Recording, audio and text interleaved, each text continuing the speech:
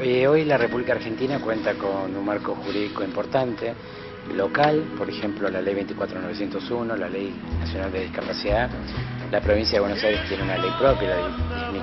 10.592, que apunta sobre todo al tema de las prestaciones de discapacidad. Pero desde el año 2008 Argentina suscribió la Convención sobre los Derechos de las Personas con Discapacidad de la Organización de Naciones Unidas. Este tratado es muy importante porque en realidad es aplicable a todo el país,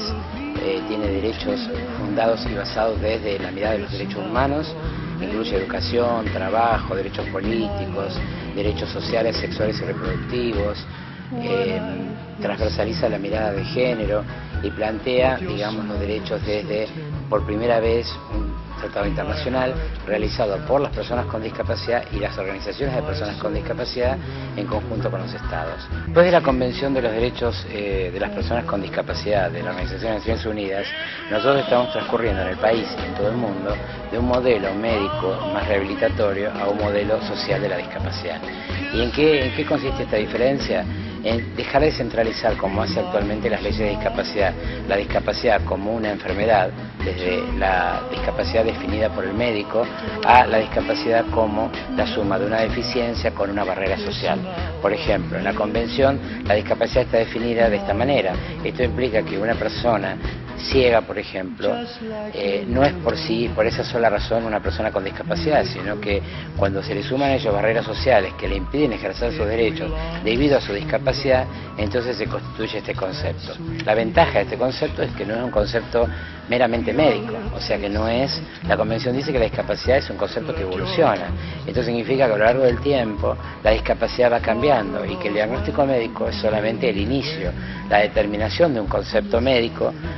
pero que a ello debe sumársele las barreras sociales. Hoy el ejemplo que vemos principalmente, por ejemplo, personas con trastornos generalizados de desarrollo o personas con síndrome de Down, que debido a la estimulación que tienen, a que el sistema de salud ha empezado a cubrir cada vez más, viven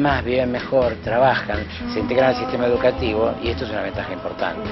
El certificado de discapacidad es un documento que les habilita la posibilidad de las coberturas de salud, en seguridad social, por ejemplo en las obras sociales y prepagas. Hay que tener en cuenta que desde la vigencia de la ley de medicina prepaga, no solo las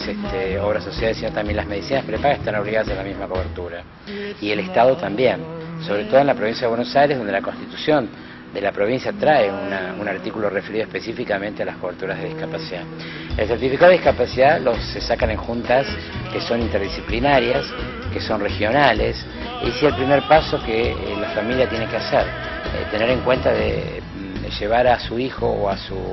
pariente o al familiar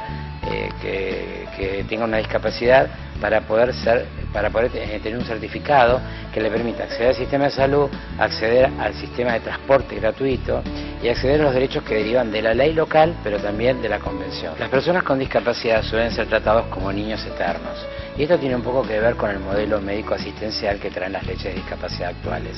donde aparecen, digamos, prestaciones como el taller protegido o como las asistencias sociales. La Convención, en cambio, coloca a la persona con discapacidad en el centro,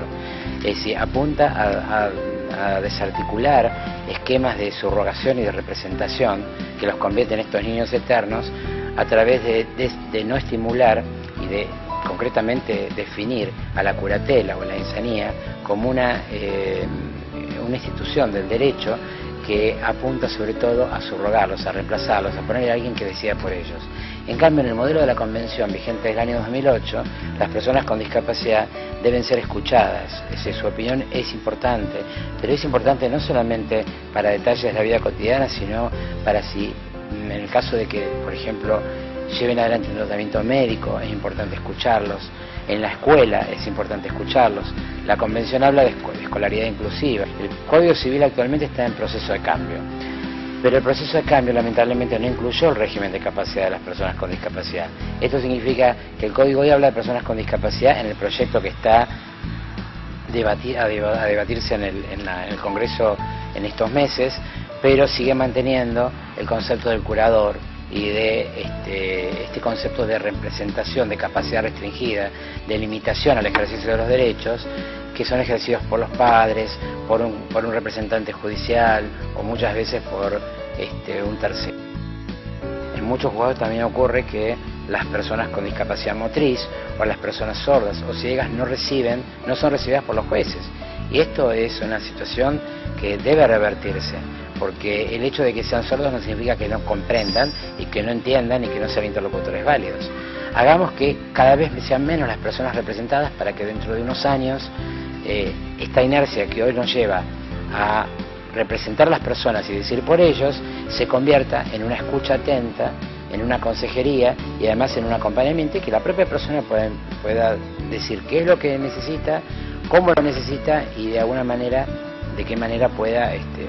ofrecerse ello, ¿no?